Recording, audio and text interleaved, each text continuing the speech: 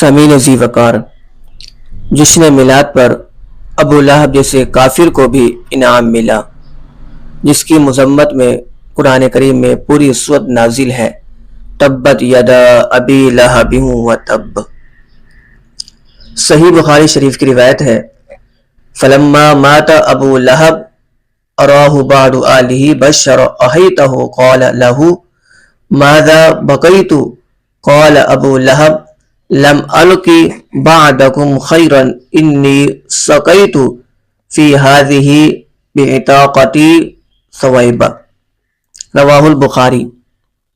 جب ابو لہب مر گیا تو اس کے بعض اہل خانہ نے اسے خواب میں بری حالت میں دیکھا تو اس سے پوچھا تیرا کیا حال ہے؟ تو ابو لہب نے کہا میں نے تمہارے بعد کوئی بھلائی نہیں پائی، لیکن مجھے اس انگلی سے پانی دیا جاتا ہے جس سے میں نے حضور علیہ السلام کی ولادت کی خوشی میں ثویبہ یا ثوبیہ کو آزاد کیا تھا۔ سامعین ذی وقار، اس حدیث پاک کی وضاحت کرتے ہوئے مفتی احمد یار خان نعیمی علیہ رحمہ لکھتے ہیں، ابو لہب حضرت عبداللہ کا بھائی تھا۔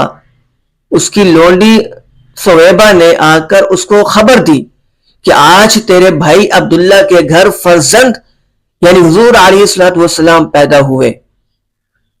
اس خوشی میں اس لونڈی کو انگلی کے اشارے سے کہا جا تو آزاد ہے۔ ابو لہب نے خوشی سے انگلی کے اشارے سے کہا کہ جا تو آزاد ہے۔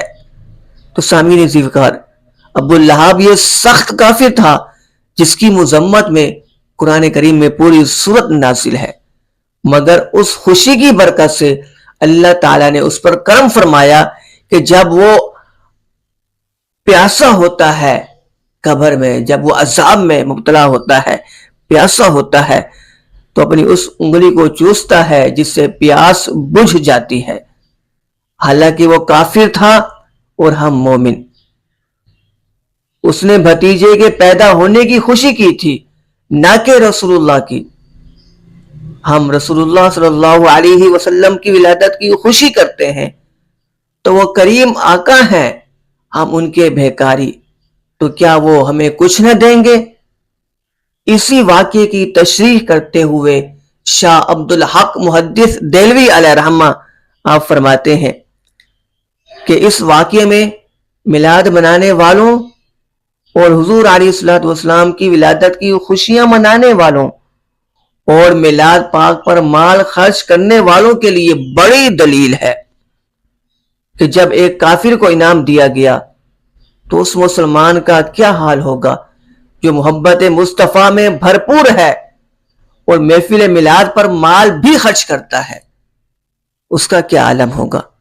صلو علی الحبیب صلی اللہ تعالی علیہ وسلم۔